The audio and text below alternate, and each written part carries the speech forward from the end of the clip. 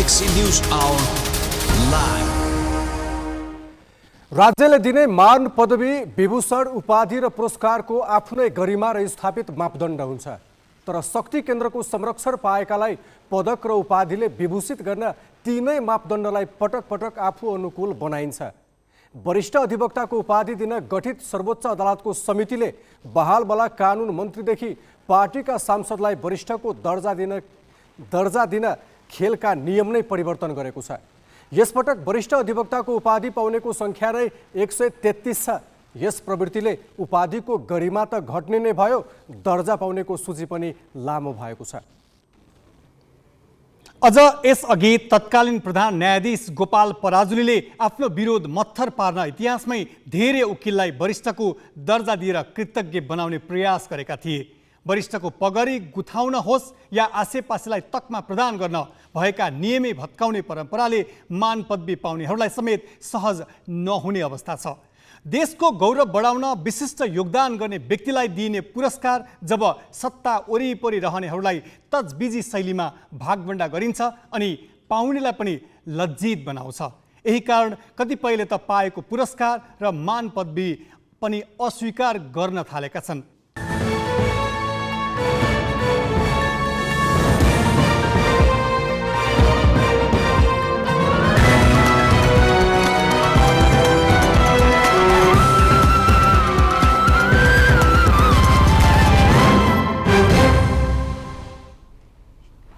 नमस्कार, यो हो ग्यालेक्सी न्यूज आवर। अब हेडलाइन्स।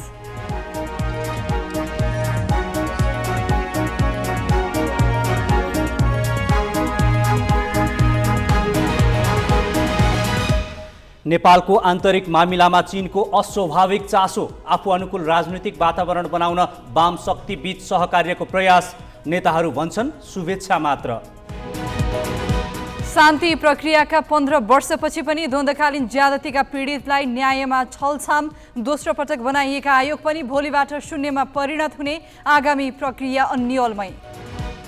गभर्नर अधिकारीमाथि दलीय आबद्धताको आरोप लागिरहेका बेला पदीय मर्यादा विपरीत एमालेलाई पत्राचार, आफ्नो विवाद सामसुम पार्न पार्टीसँग जानकारी माग।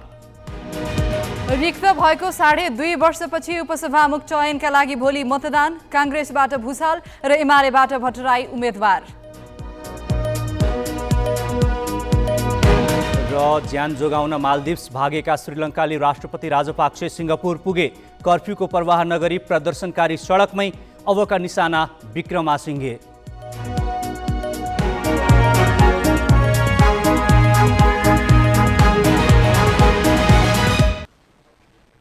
4 दिने नेपाल भ्रमण सकेर चिनिया कम्युनिस्ट पार्टी सीपीसीका विदेश विभाग प्रमुख लिउ चियान छाओ बुधबार स्वदेश फर्किए।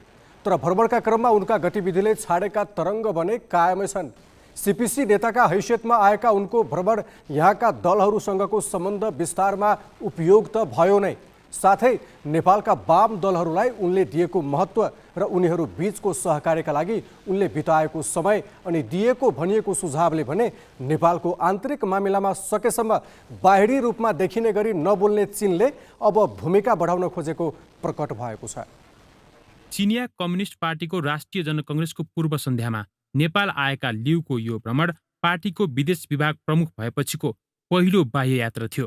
भ्रमणको मूल उद्देश्य चिनिया हितको रक्षा गर्नु त हुने नै भयो, त्यसका लागि आफ्ना परम्परागत मित्र एवं वैचारिक रूपमा निकट वाम शक्तिहरूका साथै विचार नमिले पनि इतिहासदेखि सम्बन्ध रहेको काङ्ग्रेसको विश्वास आदरमा पनि उनले समय खर्चिए। काङ्ग्रेस नबेचियोस् भनेर भ्रमण कार्यक्रम पनि निकै सतर्कता साथ मिलाइएको थियो, तर उनले धेरै समय चाहिँ वाम शक्तिहरूसँगै बिताए। एमाले, माओवादी, एकीकृत समाजवादीदेखि नेमकिपासम्मका नेताहरूसँगको भेटमा उनको आशय थियो कि विचार मिल्ने पार्टीहरूका बीचमा सहकार्य हुँदा मुलुकमा स्थायित्व हुन्छ। चिनियाको यो सुझावलाई नेपाली नेताहरू शुभेच्छा भन्न रुचाउँछन् र त्यो मान्ने नमान्ने छुट पनि आफूहरूसँग भएको बताउँछन्। विचार मिल्नेहरू एक ठाउँमा आउन सक्नुहुन्छ, तपाईँहरूको कुरा हो, तर यस मामलामा चीनले यसो गर्नुहोस् यसो नगर्नुहोस् भनेर हामीले भन्ने हामी त्यो ठाउँमा छैनौँ, हामी भन्न चाहदैनौँ। त्यो तपाईँहरूको आन्तरिक मामला हो भन्ने छ उहाँहरूको नीति। होइन, अब त्यो त सबैको एसेसमेन्ट हुने नै भयो नि। अब चीनले आफ्नो राष्ट्रिय स्वार्थलाई हेर्ने कुरा भयो होइन, अथवा उसका केही अन्तर्राष्ट्रिय कर्तव्यहरू पनि उसले निश्चित गरेको छ, त्यो सबै देशले नै गरेको हुन्छ। त त्यो स्थितिमा अब चीनले अमेरिकी धुरीमा नेपाल नजाओस् हैन भन्ने चाहनु स्वाभाविक हो। त्यो त उसको भारतको बारेमा पनि चाहिरहेको छ। तपाईले हेर्नुभयो भने धेरै वर्ष पहिला नै भारतको कांग्रेस पार्टीसँग पनि उसका एमओयूहरू भएका थिए। कांग्रेस नेतृत्वको गठबन्धन सरकार पश्चिमाबाट बढी प्रभावित देखिएको र खास गरी अमेरिकी गतिविधि बढेको बुझाइ चिनिया पक्षमा छ। त्यस्तै सीमा मामिलादेखि तिब्बती शरणार्थीका हकमा पनि चीनलाई चिर्याउने गरी काम गरेको चीनले ठानेको छ। नेपालमा उसका लागि थप अप्रिय हुन सक्ने यस्ता थप गतिविधि हुन नदिने र सकेसम्म यहाँको राजनीतिक वातावरण आफू अनुकूल बनाउने प्रयास स्वरूप पनि चीनले वाम सहकार्यका लागि प्रेरित गरिरहेको हुन सक्छ। त्यसले के सन्देश दिन्छ भने अझै पनि चाइनाले भले उसले के भनेको छ भने उसको प्रेस विज्ञप्तिमा चाइनाले नेपालको आन्तरिक राजनीतिमा हस्तक्षेप गर्न चाहँदैन र यो कम्प्लिटली नेपालको आफ्नो आफूले स्वविवेकमा निर्णय गर्ने हो भनेर भनेको छ। तर त्यो भन्दै पनि जुन हिसाबले उहाँले जसरी यहाँ भिजिटमा र जसरी भेटघाट कार्यक्रमहरूलाई अगाडि बढाए त्यसले के सन्देश चाहिँ के दिन्छ भने भरसक सकेसम्म कम्युनिस्ट पार्टीहरू पनि युनाइट भइदिए हुन्थ्यो कि सँगै, त्यसले गर्दाखेरि अलिक उसलाई चाहिँ सजिलो काम गर्न सजिलो हुन्छ भन्ने एउटा मेसेज। दोस्रो मेसेज चाहिँ उसले के दियो भने नेपालको कम्युनिस्ट पार्टी मात्र होइन नेपाली कांग्रेसले पनि चाहिँ लगभग चाहिँ उसले सबै पोलिटिकल पार्टीहरूलाई एउटै फ्रन्टमा ल्याउने पनि कोसिस गर्यो। नेपालमा वाम दलबीच आएको फुट पनि आफ्नो हितरक्षामा बाधक भएको ठानेको कुरा भ्रमणका दौरान लिउले वाम दललाई दिएको महत्त्वले नै बुझिन्छ। यसअघि नेकपाको एकतामा सहजीकरण र पछि फुटबाट जोगाउन चीनले निकै प्रयास गरेको कुरा चिनिया राजदूतको तत्कालीन दौडधुपले पनि देखाउँथ्यो। संसदीय निर्वाचनमा होमिन ठिक्क परेको नेपालमा चीनले सत्ताधारी दलका प्रभावशाली नेता पठाएर देखाएको सक्रियता झनै अर्थपूर्ण छ। कतिपयले यसलाई यहाँको आन्तरिक मामिलामा अस्वाभाविक चासोका रूपमा अर्थ्याएका छन्। यसलाई आउटराइटली नेपाली पार्लियामेन्ट नेपालको सरकारले रिजेक्ट गर्नुपर्छ र भन्नुपर्छ, क्लियर भन्नुपर्छ, this is not your business, do your business भनेर भन्नुपर्छ। र प्रश्न यो नेताहरूलाई सोध्नुपर्छ कि तपाईँहरूको पार्टीमा आएर एउटा विदेशी शक्तिले तपाईँहरू मिल्नुहोस्, तपाईँहरू जुट्नुहोस्, तपाईँहरू यस्तो गर्नुहोस् उस्तो गर्नुहोस् भने डिक्टेट गर्दाखेरि तपाईँहरूको आफ्नो पार्टीको देशको छोडिदिनुहोस्, पार्टीको सार्वभौमिकता कहाँ गएको छ, तपाईँहरूको आफ्नो निर्णय गर्ने क्षमता कहाँ छ, तपाईँहरूसँग रहन्छ त। नेपालको आन्तरिक मामिलामा पछिल्लो समय विदेशी शक्तिको चलखेल बढेको भन्दै नागरिक स्तरमा असन्तुष्टिका स्वर सुनिन थालेका छन् र नेपालको आन्तरिक मामिलामा बढी चासो देखाएको भनेर आलोचनाको शिकार बन्ने गरेको छ दक्षिणी छिमेकी भारत। तर तुलनात्मक रूपमा नेपालको आन्तरिक मामिलामा चासो नदेखाउने भनिएको उत्तरी छिमेकी चीन समेत दल मिलाउनेदेखि लिएर अन्य आन्तरिक विषयमा समेत सक्रिय भएर देखिनुले नेपाल दुई छिमेकीको क्रीडास्थल बन्ने खतरा देखिएको छ। क्यामेरामा सबिन मर्जनका साथमा पवन पौडेल, ग्यालेक्सी 4K, काठमाडौँ। नेपालसँग पुरानो मित्रता रहेको देश चीनको पुरानो नीति आधिकारिक संस्थापनसँगको सम्बन्ध हो। चाहे पञ्चायत होस् या बहुदल अनि राजा सक्रिय भएका समयमा पनि चीनले नेपालका संस्थापनसँगको सम्बन्धलाई आधिकारिक मान्थ्यो। वैचारिक निकटता भए पनि चीनले कम्युनिस्ट शक्तिसँग पार्टीगत औपचारिकता बाहेकका विशेष सम्बन्धमा त्यति ध्यान दिएको थिएन। पछिल्ला केही वर्ष यता चीन देखिने गरिने नेपालमा सक्रियता बढाइरहेको छ। विभिन्न समयमा उसले गरेका भ्रमण र भर्चुअल वार्ताले पनि यो स्पष्ट हुन्छ। पछिल्लो दशक यता नेपाल मामिलामा चीन देखिने गरी सक्रिय भएको देखिन्छ र यसमा विभिन्न समयक्रममा फरक फरक चिनिया नेताले भूमिका खेलेका छन्। आफ्ना राष्ट्रपतिको भ्रमण पूर्व चीनका सीपीसीका तत्कालीन विदेश विभाग प्रमुख सोङ ताओले सी विचारधारालाई नेपाली वाम दलबीच सिद्धान्तका रूपमा ल्याउन सकिने बारे चासो राखेका थिए र छलफलको केन्द्रमा थियो तत्कालीन नेकपा। आफ्नो विचारधाराबारे विदेश विभाग प्रमुख पठाएको केही समयपछि चिनिया राष्ट्रपतिले लामो समयको रिक्तता तोड्दै उच्च स्तरीय भ्रमण गरे। 2 दशकपछि राष्ट्र प्रमुख स्तरमा भएको भ्रमणका क्रममा उनले केही रणनीतिक सहयोग घोषणा गरे। नेपाल र चीनबीच सैन्य सम्बन्ध पनि विस्तार भइरहेको छ। दुई देशबीच उच्च भूभागमा सैन्य अभ्यास भइरहेको छ। नेपालमा एमसीसी बारे छलफल सुरु हुन थालेका बेला 2077मा चीनले आफ्ना सैन्य प्रमुख नेपाल पठाएर नेपाली सेनासँगको सम्बन्ध विस्तारमा भूमिका खेल्यो। नेपालमा एमसीसी अनुमोदन भइसकेपछि नेपाल अमेरिकी खेमामा गएको बुझेको चीनले गत चैतमा आफ्ना विदेश मन्त्री पठाएर नेपालको तात्कालिक अवस्थाबारे जानकारी लियो। अमेरिकाले एमसीसी सहयोग दिएको बदला चिनिया विदेश मन्त्रीले विभिन्न बुदामा सहयोग गर्ने गरी नेपालसँग सम्झौतामा हस्ताक्षर समेत गरे। बीआरआई अघि बढाउने प्रयास पनि उनको भ्रमणका बेला भएको थियो, तर त्यो हुन सकेन। अमेरिकासँगको सैन्य साझेदारी कार्यक्रम एसपीपी सम्झौताको प्रयास नेपालभित्रै व्यापक विरोधपछि रोकिएको र नेपालमा अमेरिकी कूटनीतिज्ञको सक्रियता बढेका बेला चीनले सीपीसीका नयाँ विदेश विभाग प्रमुख लिउ च्यानछाओलाई नेपाल पठायो। आसन्न चुनाव अघि सकेसम्म वाम साझेदारीलाई प्रेरित गर्ने उनको उद्देश्य देखिन्छ। साथै उनले काङ्ग्रेससँगको विश्वास आर्जनका लागि पनि उत्तिकै प्रयास गरे।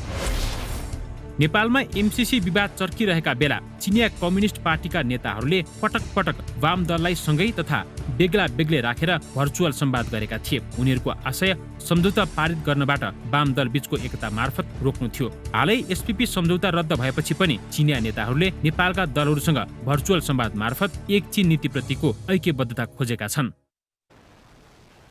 नेपालका आन्तरिक मामिलामा विदेशीले सहयोग, सुझाव अनि दबाब दिने प्रवृत्ति बढिरहेको छ। यस्तोमा हामीले त्रिभुवन विश्वविद्यालय राजनीतिशास्त्र केन्द्रीय विभागकी पूर्व प्रमुख प्राध्यापक मीना वैद्य मल्ललाई सोधेका छौँ। चिनिया कम्युनिस्ट पार्टीका नेताले वाम दलको एकता अनि सहकार्यका लागि आग्रह गर्नुलाई कसरी लिन सकिन्छ? कलहले गर्दाखेरि यसरी चाहिँ हामीले बेला बेलामा विदेशी चाहिँ नि दबाब र विदेशी शक्तिलाई चाहिँ निम्त्याइरहेका हुन्छौँ के त्यो त राजनीतिमा पक्कै पनि राम्रो सन्देश त होइन। तर we invite foreign interference by our self, त्यस्तो भइरहेछ। त्यो हुनु पनि दुर्भाग्य हो। अन्तर्राष्ट्रिय राजनीतिमा आएको परिवर्तनले गर्दाखेरि चीन चाहिँ अलिकति सशङ्कित नै भएको जस्तो भान हुन्छ। त्यसकारण पनि उसले नेपाल आउनु र नेपालमा चाहिँ आफ्नो अलि स्ट्राटेजी अनि अप्रोचहरू अलि मोडालिटिज चेन्ज गर्नको लागि पनि यो भ्रमण भएको हो कि भन्ने हामी आकलन गर्न सक्छौँ। त्यो वर्षौँ पुरानो पहिलाकोले अहिले पनि त्यही कन्टेक्स्टमा काम गर्न सक्छ भन्ने चाहिँ त्यो मान्यता चाहिँ राख्दैन। त्यो मान्यता अहिले काम गर्दैन। त्यसकारण त्यस अर्थले पनि यो भ्रमणले चाहिँ नेपाल चाइना बिच रहिआएको सदियौँदेखि रहिआएको सुमधुर सम्बन्धलाई एकचोटि यो चेन्जिङ कन्टेक्स्टमा यसलाई रिभिजिट गर्न, रिएसेस गर्न र रिओरिएन्ट गर्नको लागि पनि यस खालको चाहिँ भ्रमण बढी चाहिँ सन्देशमूलक हुन जान्छ। चीनले नेपाल मामिलामा विशेष चासो राख्नुको कारण यहाँ हुने पश्चिमा शक्तिहरूको चलखेल हो। चीनले सुरक्षा चुनौतीका रूपमा लिने तिब्बती शरणार्थीका गतिविधिलाई पश्चिमाहरूले उक्साइरहेको उसको बुझाइ छ। नभन्दै नेपालका लागि प्रस्तावित अमेरिकी राजदूत डिन थम्सनले समेत नेपाल नआइपुग्दै आफू तिब्बती शरणार्थीको आधिकारिकताका लागि काम गर्ने बताएका छन्। अमेरिकी सिनेटको अन्तर्राष्ट्रिय सम्बन्ध समितिमा सुनवाईका क्रममा बुधबार थम्सनले तिब्बती शरणार्थीहरूसहित नेपालका दलित, सीमान्तकृत र शरणार्थी समुदायको पक्षमा नीति कार्यान्वयन गर्न नेपाल सरकारलाई प्रोत्साहित गर्ने बताएका हुन्। राजदूत ऱ्यान्डी बेरीको स्थानमा नेपाल आउन लागेका थम्सनले सुनवाईका क्रममा एमसीसीलाई चीनसँग पनि जोडेका छन्। उनले चीनको दुष्प्रचार अभियानको सामना गर्दै नेपालको संसदबाट अमेरिकी सहयोग परियोजना मिलेनियम च्यालेन्ज कर्पोरेसन एमसीसी अनुमोदन भएको बताएका छन्। यता चिनिया प्रभावशाली नेतासँगको भेट लगतै माओवादी केन्द्रका अध्यक्ष पुष्पकमल दाहाल भारत जाने भएका छन्। भारतीय सत्तारूढ दल भाजपाको निमन्त्रणामा अध्यक्ष दाहाल भोलि नयाँ दिल्ली जाने उनको निजी सचिवालयले जनाएको छ। दाहाल भाजपाले आयोजना गरेको शिखर सम्मेलनमा सहभागी हुनेछन्। उनले भारतीय प्रधानमन्त्री नरेन्द्र मोदी र अन्य नेताहरूसँग पनि कुराकानी गर्ने भनिएको छ। दाहालको सचिवालयले कुन कुन नेतासँग भेटवार्ता तय भएको छ भनेर खुलाएको छैन। उनी आइतबार स्वदेश फर्कनेछन्। देश संसदीय चुनावमा होमिन लागेका बेला उनको भारत भ्रमणलाई अर्थपूर्ण रूपमा हेरिएको छ। यस्तै काङ्ग्रेस केन्द्रीय सदस्य एवं प्रधानमन्त्री पत्नी आरजु राणा पनि अहिले भारतमै छिन्। अब केही न्युज संक्षेपमा। प्रतिनिधि सभाको उपसभामुख पदका लागि 2 जनाको उम्मेदवारी परेको छ। सत्ता गठबन्धनका तर्फबाट नेपाली काङ्ग्रेसकी सचेतक पुष्पा भुषाल र प्रमुख प्रतिपक्षी नेकपा एमालेका तर्फबाट विद्या भट्टराईको उम्मेदवारी परेको हो। भुषालको उम्मेदवारीमा माओवादी केन्द्रका प्रमुख सचेतक देव गुरुङ प्रस्तावक र नेकपा एकीकृत समाजवादीकी सांसद लक्ष्मी कुमारी चौधरी समर्थक छन्। यस्तै भट्टराईको उम्मेदवारीमा एमालेकी सचेतक शान्ता चौधरी प्रस्तावक र सांसद कृष्णभक्त पोखरेल समर्थक छन्। उपसभामुख चयनका लागि भोलि दिउँसो 3 बजे मतदानको तालिका छ। नागरिकता ऐनलाई संशोधन गर्न बनेको विधेयकमाथि संसदमा सैद्धान्तिक छलफल सुरु भएको छ। प्रतिनिधि सभाको आज बसेको बैठकमा विधेयकमाथि छलफल सुरु भएको हो। विधेयकमाथि आज 50 सांसदले आफ्नो धारणा राखे।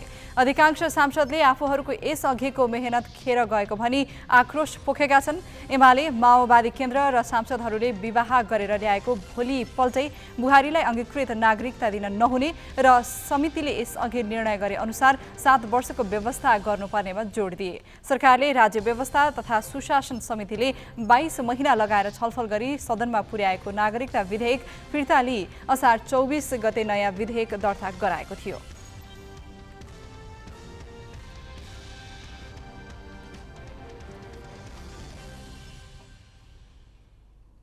जनता समाजवादी पार्टीको उपेन्द्र यादव पक्षले संघीय परिषद अध्यक्ष बाबुराम भट्टराई सहित 9 केन्द्रीय नेतालाई पदमुक्त गरेको छ। वीरगञ्जमा बसेको केन्द्रीय समिति बैठकले पार्टी विभाजनका लागि भूमिका खेलेको आरोप लगाउँदै भट्टराई सहित 9 नेतालाई पदमुक्त गर्ने निर्णय गरेको हो। पार्टीका कार्यकारिणी सदस्य प्रकाश अधिकारीका अनुसार कार्यकारिणी सदस्यहरू महेन्द्र यादव, हिसिला यमी, गङ्गानारायण श्रेष्ठ, प्रशान्त सिंह, दुर्गा शोभ, रमेश यादव, भक्तबहादुर शाह र मानबहादुर चौधरी पदमुक्त भएका छन्। कार्यकारिणी सदस्य रेणुकुमारी यादवले भने पार्टीका सबै जिम्मेवारीबाट राजीनामा घोषणा गरेकी छन्। यता भट्टराई पक्ष भने जनता समाजवादी पार्टीबाट अलग हुने भएको छ। काठमाडौँमा 2 दिन बसेको भट्टराई पक्षीय केन्द्रीय सदस्यहरूको विस्तारित बैठकले नयाँ पार्टी गठन गर्ने निर्णय गरेको हो। त्रिभुवन विश्वविद्यालयले प्रश्नपत्रमा लापरवाही गर्ने 4 शिक्षकलाई कारबाही गरेको छ। प्रतिनिधि सभाको शिक्षा तथा स्वास्थ्य समितिको आज बसेको बैठकमा त्रिवीका उपकुलपति धर्मकान्त बास्कोटाले प्रश्नपत्र हुबहु बनाउने शिक्षकलाई 3 वर्षसम्म कुनै पनि क्याम्पसमा पढाउन नपाउने र कुनै पनि परीक्षामा संलग्न नगराउने निर्णय गरेको जानकारी दिए। बीबीए 6औं सेमेस्टर अन्तर्गत असार 22 र 25 गते भएको परीक्षामा अर्कै विषयका हुबहु प्रश्न सोधिएपछि परीक्षा नै रद्द गर्नुपरेको थियो। अब थप प्रसङ्ग नवराज पाण्डेबाट।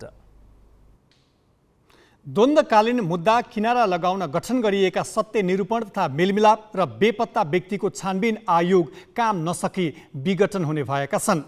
दुवै आयोगको म्याद भोलि सकिने भए पनि सङ्क्रमणकालीन न्यायका अधुरा कामलाई कसरी निष्कर्षमा पुर्याउने भन्नेबारे सरकारले केही बताएको छैन। यसले 2052देखि 63सम्म चलेको सशस्त्र द्वन्द्वका क्रममा दुवै पक्षबाट भएका ज्यादतीका पीडितले न्याय पाउने विषय फेरि अन्यलको भुमरीतिर धकलिएको छ।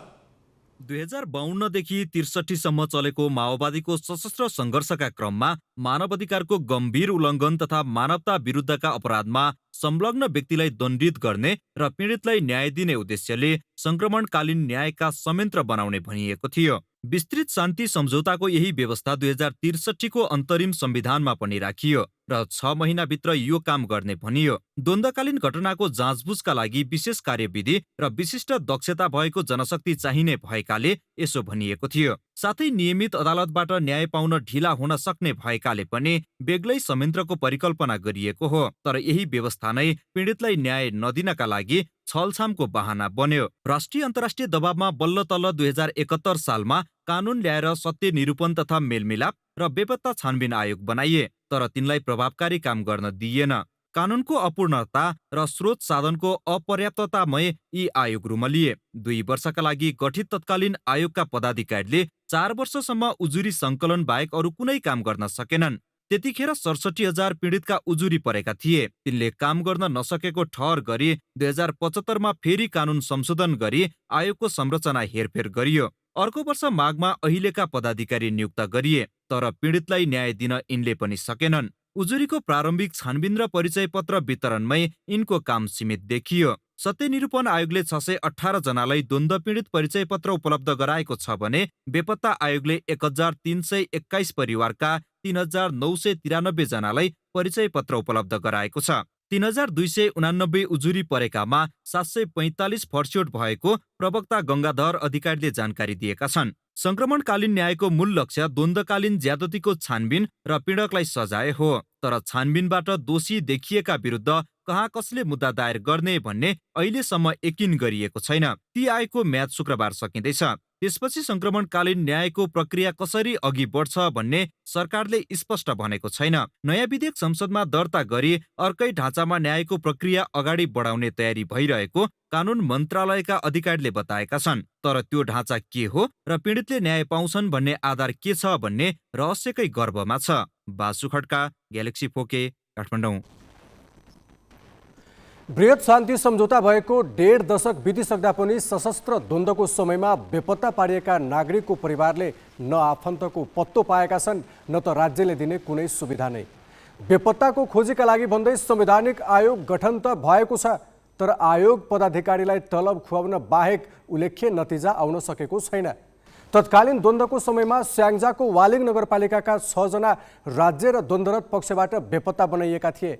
शान्ति सम्झौतापछि उनीहरूका आफन्तसँग बेपत्ता नागरिकका परिवार भएको परिचय पत्र त छ, तर राज्यको अनुभूति भने छैन।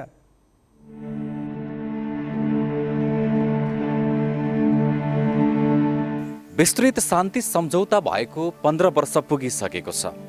यस शान्ति सम्झौताको मुख्य उद्देश्य सशस्त्र द्वन्द्वकालको समयमा भएका गम्भीर मानवाधिकार उल्लङ्घनका घटनाहरूको सत्य तथ्य छानबिन गर्ने, पीडितलाई न्याय तथा परिपूरण र दोषीलाई कारबाहीको कठघरामा उभ्याउनु थियो। बेपत्ता पारिएका परिवारहरूलाई परिचय पत्र दिए पनि उनीहरूलाई राज्यले कुनै पनि सेवा सुविधा दिन भने सकेको छैन। कुन पक्षले लयो अब थाहा भएन। अब घरबाट यसरी काम गरिरहेको मान्छे बेलुका कोदो रोप्ने समय थियो। कोदो रोप्नको लागि बिउ पनि खोजेर तयार गरेर भोलि खेतरा हाल्ने भनेर भन्नुभएको थियो। त्यसपछि त्यत्तिकै एक्लो एक सरा कपडामा यत्तिकै घरबाट निस्केर हिँड्नुभयो। एउटा परिवार हराउँदाको पीडा कस्तो हुन्छ। घरमा कोही नहुँदा अब सानो नानी पेटमा थिए अनि जन्मेर पनि अहिले बाउको मुख देख्न पाएकी छैन। जन्मेर अहिले आफू दुखै सुख गरेर आफ्ना भएका यताउति गरेर बेचबिखन गरेर यताउति गरेर छोरी पढाएँ, बिहादान गरेर दिएँ। दुःख भयो। बाउको भनेको एउटा माया ममतादेखि लिएर हरेक कुरा छैन। परिवार गुमाउँदाका पीडाहरू कति हुन्छ। राज्यले पनि आफ्ना अब गरेर लिएर गएर गर्छु भनेका कुराहरूलाई पनि राज्यले यसो नहेरिदिँदाखेरि आफूलाई पनि कति पीडा भइरहेको छ। एउटा मान्छे घरमा पत्ता लाए हुन्थ्यो, पत्ता लाएर खोजेर ल्याइदिए हुन्थ्यो राज्यले। होइन भने चाहिँ मैले राज्यबाट पाउने सेवा सुविधाहरू केही राज्यले दिने भनेका कुराहरू अहिलेसम्म नअड्काइदिएर दिए हुन्थ्यो। मरेपछिको के काम लाग्यो। अहिलेसम्म परिचय कार्ड त बन्यो, तर चाहिँ मैले कुनै पनि केही चिजहरू मैले पाउन सकेकी छैन।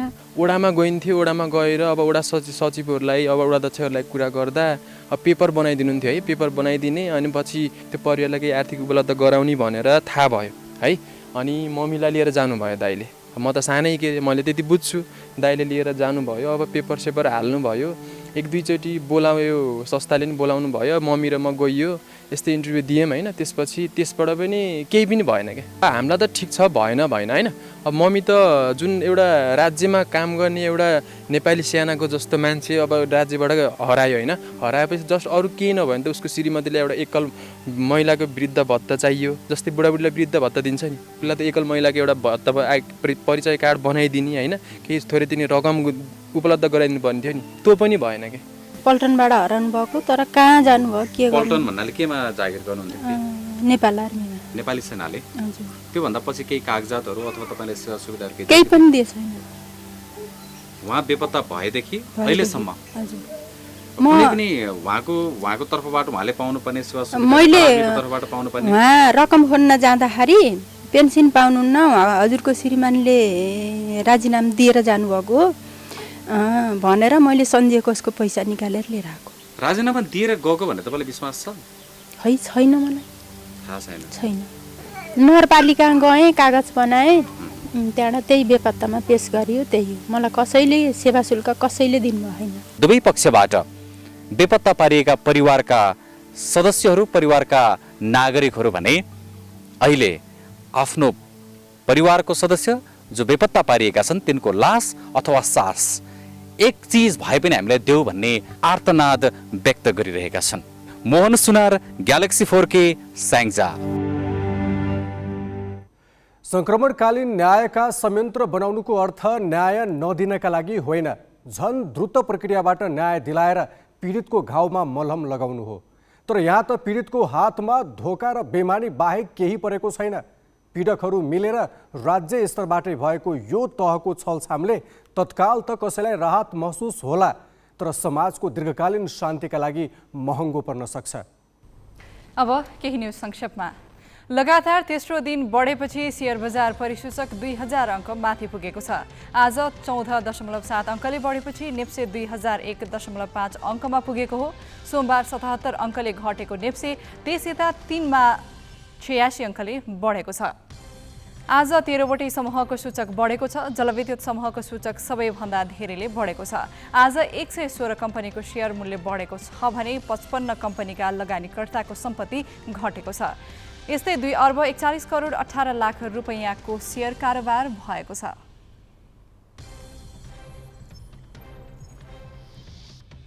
श्रीलङ्काबाट भागेर मालदिप्स गएका राष्ट्रपति गोटाबाया राजपाक्से आज सिङ्गापुर पुगेका छन्। एक साउदी विमानबाट सिङ्गापुर गएका उनी त्यहीँ बस्ने वा अन्यत्र जाने स्पष्ट हुन सकेको छैन। मालदिप्सका सरकारी अधिकारीलाई उद्धृत गर्दै रोयटर्सले राजपाक्से साउदी अरबको जेद्दाह जान सक्ने उल्लेख गरेको छ। प्रदर्शनकारीले राजीनामा माग्दै राष्ट्रपति भवन कब्जा गरेपछि राजपाक्से श्रीलङ्काबाट भागेका थिए। प्रदर्शनकारी अझै राजपाक्सेको राजीनामाको पर्खाइमा छन्। प्रधानमन्त्री रनिल विक्रमासिङ्घेलाई कार्यवाहक राष्ट्रपतिको जिम्मेवारी दिइए पनि प्रदर्शनकारीले राजपाक्सेको राजीनामाको माग छोडेका छैनन्। कार्यवाहक राष्ट्रपति विक्रमासिङ्घेले प्रदर्शनलाई नियन्त्रण गर्न आज दोस्रो दिन पनि कर्फ्यू आदेश जारी गरेका छन्। उनले शान्ति सुरक्षाको व्यवस्था मिलाउन सेनालाई निर्देशन दिएका छन्। सरकारका हरेक निकाय र पदाधिकारीले संसद र संसदीय समितिमा निर्देशन मान्नुपर्छ। अटेरी वा अवज्ञा गर्ने छुट कसैलाई छैन। तर बजेटमा अनधिकृत व्यक्तिको घुसपैठ र सीसी क्यामेराका दृश्य मेटाएको विषयमा छानबिन गर्न गठित समितिको निर्देशनलाई अर्थ मन्त्रालयका कर्मचारीले अटेरी गरेका छन्। बाँकी विनय कुमारबाट।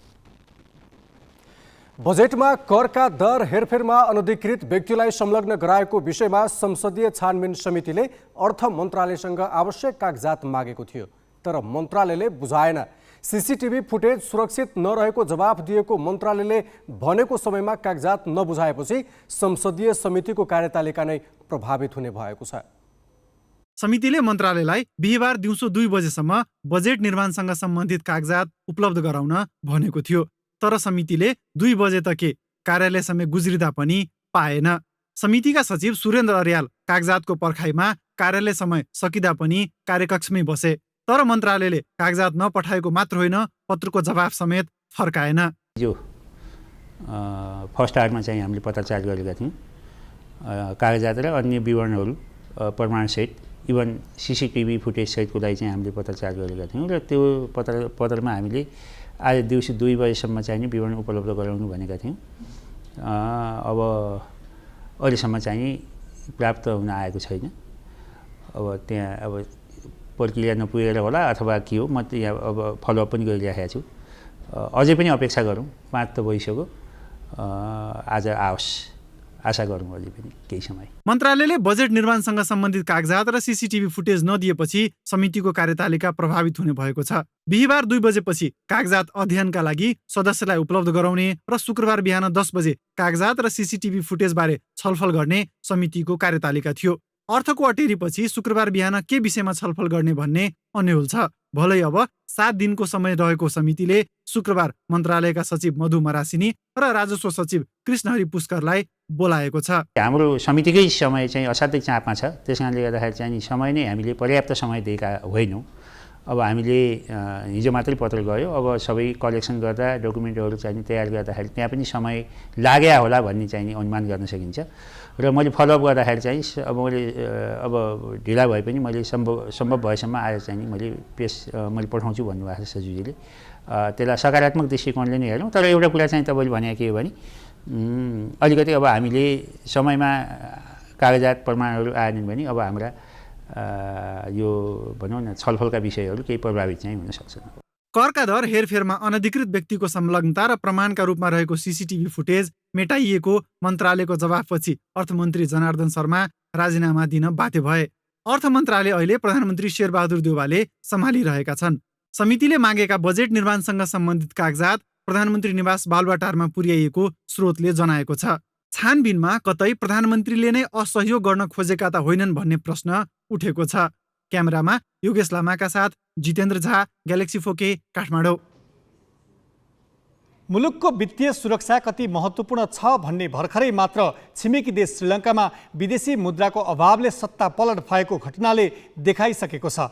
यस्तो बेला नयाँ आर्थिक वर्षको मौद्रिक नीति जारी गर्ने पूर्व सन्ध्यामा राष्ट्र बैङ्कका गभर्नर नै विवादमा फँसेका छन्। संसदको प्रमुख प्रतिपक्षी एमाले आफ्नो विभागीय सदस्यमा नियुक्त गरेका व्यक्तिको सूचीलाई लिएर गभर्नर महाप्रसाद अधिकारीमाथि प्रश्न खडा भएको छ। गभर्नर अधिकारी आफू चोखिनका लागि एमालेकै शरणमा गएपछि एउटा शक्तिशाली स्वायत्त निकायको प्रमुखको गरिमामाथि नै प्रश्न उठेको छ। अहिले गभर्नर महाप्रसाद अधिकारी र एमालेमाथि आम रूपमै प्रश्न सोधिएको छ, तर उनीहरूले त्यसको चित्तबुद्ध जवाफ फर्काउन सकिरहेका छैनन्। एमालेका अर्थ तथा योजना विभागका सदस्य यम अधिकारी अहिलेका गभर्नर नै हुन् वा अर्को को व्यक्ति हुन् निर्कुल भएको छैन। गभर्नर अधिकारी नै एमालेको अर्थ विभागका सदस्य हुन् भने उनी केन्द्रीय बैङ्कको नेतृत्व गर्नका लागि सोझै अयोग्य हुन्छन्। गभर्नरको पद जोगाउन अहिले अधिकारी दौडधुपमा छन्। उनले बिहिबार मौद्रिक नीतिका बारेमा छलफल गर्ने भनी प्रधानमन्त्री शेरबहादुर देउवालाई भेट्न भ्याए, तर भेटमा एम अधिकारीको प्रसङ्गमाथि छलफल नभएको गभर्नरको सचिवालयले जनाएको छ। अर्कातिर गभर्नर अधिकारीले बुधबार एमालेको केन्द्रीय कार्यालयलाई पत्रचार गरे, जसमा उनले आफू कुनै पनि दलको सदस्य नरहेकाले एम अधिकारीका बारेमा स्पष्ट पार्न भनेका थिए। एमालेको केन्द्रीय कार्यालयका सचिव भीष्म अधिकारीले यम अधिकारी राष्ट्र बैङ्कको गभर्नर महाप्रसाद अधिकारी नभएको जवाफ फर्काएका छन्। गभर्नर अधिकारीको गृह जिल्ला खोटाङका एम अधिकारी को हुन् भन्ने चाहिँ एमालेले खुलाउन सकेको छैन। त्यसो त एमालेले महाप्रसाद अधिकारीलाई 6 वर्ष अघि पनि अर्थ तथा योजना विभागको सदस्य मनोनित गरेको थियो, जसका कारण एमालेको सदस्यतालाई लिएर अधिकारीमाथि आशंका उब्जिएको हो। यो अब एमालेले जवाफ दिएर थामथुम पार्ने भन्दा छानबिनको विषय बन्न पुगेको छ। अहिले आएर फेरि जुन एमाले पार्टीले देखे कि उहाँ केही समयमा सदस्य हुनुहुन्थ्यो, हामीले उहाँको नाम कटाएको थियौँ, भुलवश पर्न गएको भन्ने बित्तिकै आउने बित्तिकै दुविधा उत्पन्न भयो।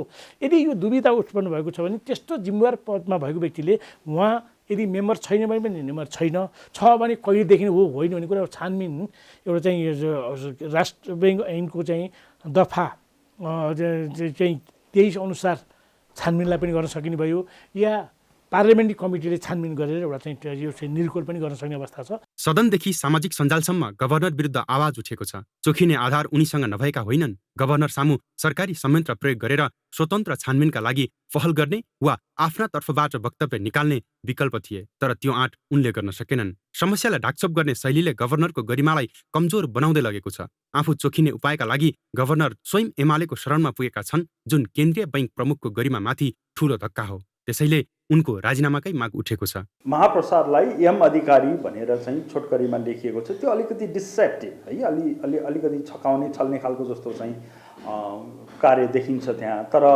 राष्ट्र बैङ्कको उद्देश्यको लागि काम गर्नुपर्ने, देशको हितको लागि काम गर्नुपर्नेमा पार्टीको हितको लागि काम गर्न उनी उद्यत रहेको भन्ने चाहिँ बुझिन्छ। त्यो कारणले गर्दाखेरि यो त गलत छ, यो धेरै नै गलत मात्रै होइन, यो बदमासी पनि हो। गभर्नरले तुरुन्त राजीनामा दिनुपर्छ र देश जनतासँग उनले माफी मागेर उनी बाहिरिनुपर्छ। गभर्नर अधिकारी यस्तो बेला विवादमा तानिएका छन् जति बेला राष्ट्र बैङ्क मौद्रिक नीति जारी गर्ने तयारीमा छ। उनी विवादमा मुछिएकाले मौद्रिक नीतिको विश्वसनीयतालाई लिएर नै प्रश्न उठ्न सक्ने जोखिम छ। उनले गत वर्ष भर्खरै आएका तत्कालीन अर्थमन्त्री जनार्दन शर्माको निर्देशन पर्खिएर ढिला गरी मौद्रिक नीति ल्याएको र सीमित व्यापारीलाई बढी लाभ पुर्याएको आरोप खेपेका थिए। Business bureau, galaxy 4K, Kathmandu. प्रमुख सत्तारूढ दल नेपाली काङ्ग्रेसको 4 दिनदेखि जारी केन्द्रीय समिति बैठकमा आरोप प्रत्यारोप भइरहेको छ। पार्टीमा बढ्दै गएको गुटबन्दी, सरकारका काम कारबाही र पार्टी सञ्चालनका विषयलाई लिएर संस्थापन र इतर पक्षले एकअर्काप्रति दोषारोपण गरिरहेका छन्।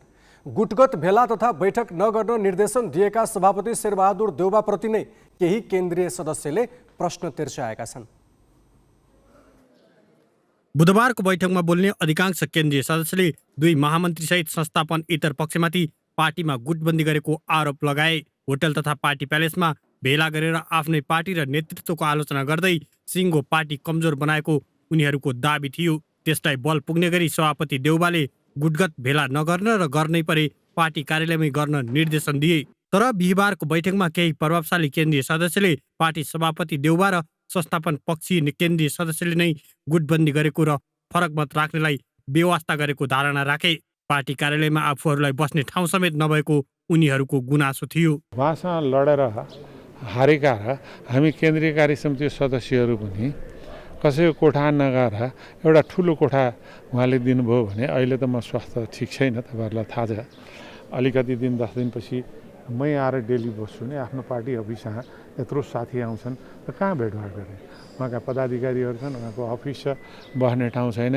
त्यस कारण एउटा चाहिँ नि कमसेकम साझा बस्ने व्यवस्था र उहाँसँग चाहिँ पराजित हुनुभयो त्यो शेखरजीलाई एउटा बस्ने व्यवस्था पहिला त रामचन्द्रजीलाई त थियो त। त्यस कारण सम्मान गरौँ सबैलाई। स्थानीय तह निर्वाचनमा कतिपय पालिकामा पार्टीको निर्देशन अवज्ञा भएको विषयमा पनि केन्द्रीय समितिमा छलफल भइरहेको छ। गठबन्धनको भावना विपरीत चलेका नेता तथा कार्यकर्तामाथि कारबाहीको कुरा पनि चलिरहेको छ। तर केन्द्रीय सदस्य बलबहादुर केसीले भने अर्कै पार्टीको चुनाव चिन्हमा मतदान गर्न लगाउने पार्टी नेतृत्वलाई कारबाही गर्नुपर्ने बताए। बाहिर गठबन्धन गर्ने तर पार्टीभित्रै सन्तुलन मिलाउन नसकेको आवाज पनि बैठकमा उठेको छ। अरू दलसँग मात्रै गठबन्धन र एकता त हामीले गरिरहेकै छौँ, पार्टीभित्र पनि त्यो चाहिएको छ, त्यो सबभन्दा आवश्यक छ। मैले सभापतिजीलाई भने 14औं महाधिवेशनमा तपाईँको खिलाफमा म आफू पनि उम्मेदवार थिएँ, शेखरजी हुनुहुन्थ्यो, प्रकाशमानजी हुनुहुन्थ्यो, रामचन्द्र पौडेल, सिटौला र शशाङ्कजी उम्मेदवार हुनुहुन्थेन। तर हामी सबैलाई थाहा छ कि नेपाली काङ्ग्रेसको भित्रको आन्तरिक जीवनमा यो तपाईँ बाहेक शक्ति केन्द्र र शक्ति उपकेन्द्रहरू धेरै छन्। बैठकमा सरकार र पार्टी नेतृत्वको आलोचना भइरहेको छ। बिहिबारको बैठकमा सरकारमा रहेका मन्त्रीले जवाफ दिने कार्यसूची थियो, तर परराष्ट्र मन्त्री नारायण खड्काले मात्रै जवाफ दिए। अब शनिबार बस्ने बैठकमा बाँकी मन्त्री, सदस्य र पदाधिकारीले धारणा राख्नेछन्। क्यामेरामा जय तामाङका साथ Angraj Neupane, Galaxy four K, Sanepa. Business news का साथमा नेपा टॉप सब ठीक ठाक। नेपा टॉप सब ठीक ठाक।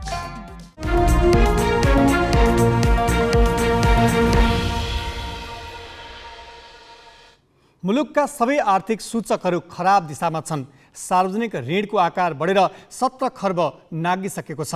व्यापार घाटा 29%ले उकालो चढेर 15 खर्ब 38 अर्ब नागेको छ। थोक मुद्रास्फीति दर 6.9% पुगेको छ। महालेखा परीक्षकको पछिल्लो प्रतिवेदनले मुलुकको नाजुक आर्थिक अवस्थाको ऐना देखाइरहँदा वित्तीय बेथितिको पहाड झन् डरलाग्दो गरी देखिएको छ।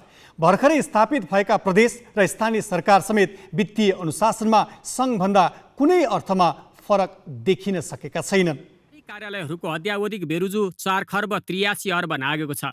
यो वित्तीय अराजकताको एउटा कीर्तिमान हो। महालेखाको प्रतिवेदनमा 10 मन्त्रालयले सङ्घीय सरकारी कार्यालयतर्फको कुल बेरुजुको 89% हिस्सा ओगटेका छन्। सङ्घीय मन्त्रालय अन्तर्गत सबैभन्दा बढी बेरुजु अर्थ मन्त्रालयको रहेको छ। 10 मन्त्रालयमध्ये अर्थले 40% हिस्सा ओगटेको छ। महालेखाको प्रतिवेदन अनुसार अर्थमा 12 अर्ब 48 करोड रकम विभिन्न निकाय मार्फत असुल गर्नुपर्ने देखिएको छ। बेरुजु थुपार्ने दोस्रो नम्बरमा भूमि व्यवस्था र तेस्रोमा संचार मन्त्रालय छन्। प्रदेशतर्फ लेखा परीक्षण अङ्कको तुलनामा 2.52% बेरुजु देखिएको छ। सबैभन्दा बढी कर्णाली प्रदेशको 5% भन्दा माथि छ भने सबैभन्दा कम लुम्बिनीको 1% छ। स्थानीय तहमा लेखा परीक्षण अङ्कको 4% भन्दा बढी बेरुजु कायम भएको छ। सबैभन्दा बढी महोत्तरी जिल्लाको पिपरा गाउँपालिकामा 24% बेरुजु छ। ताप्लेजुङको सिरिजङ्गा अनि प्युठानको मल्लरानी र सरुमारानी गाउँपालिकाले 0 बेरुजु राखेर उदाहरण प्रस्तुत गरेका छन्। वित्तीय अनुशासनहीनताले मुलुकलाई कतिसम्म गाँजेको छ भने सुरु बजेटको 50% अर्कै शीर्षकमा सारेर खर्च गरिएको छ।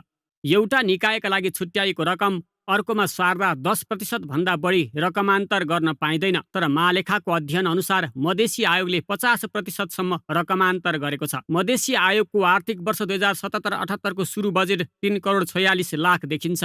उसले रकमान्तर गरी 5 करोड 18 लाख पुर्याएको छ। राष्ट्रिय पुनर्निर्माण प्राधिकरण पनि यस्तै अर्को उदाहरण हो।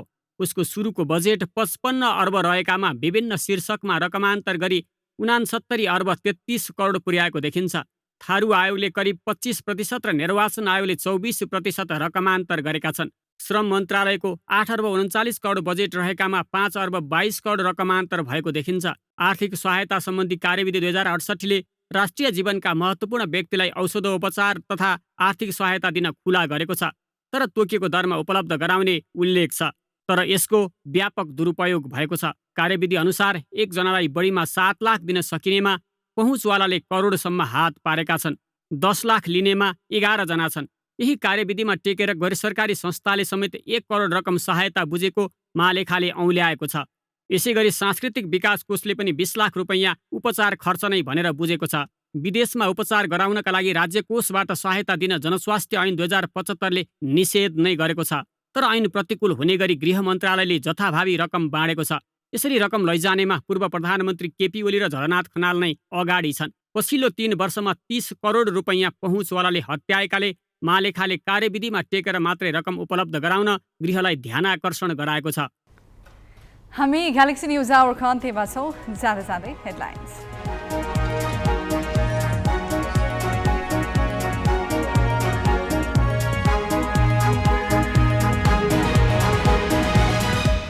नेपालको आन्तरिक मामिलामा चीनको अस्वाभाविक चासो, आफू अनुकूल राजनीतिक वातावरण बनाउन वाम शक्तिबीच सहकार्यको प्रयास, नेताहरू भन्छन् शुभेच्छा मात्र। शान्ति प्रक्रियाका 15 वर्षपछि पनि द्वन्द्वकालीन ज्यादतीका पीडितलाई न्यायमा छलछाम, दोस्रो पटक बनाइएका आयोग पनि भोलिबाट शून्यमा परिणत हुने, आगामी प्रक्रिया अन्यलमय।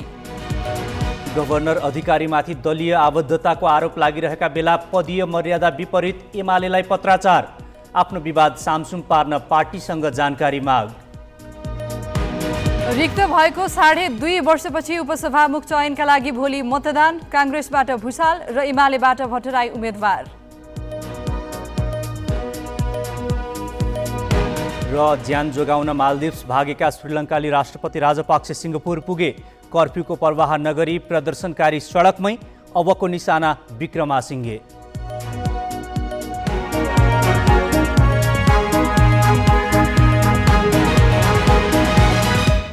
आजलाई ग्यालेक्सी न्युज आवर सकियो।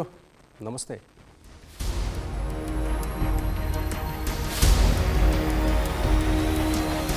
This is Galaxy News Hour Live.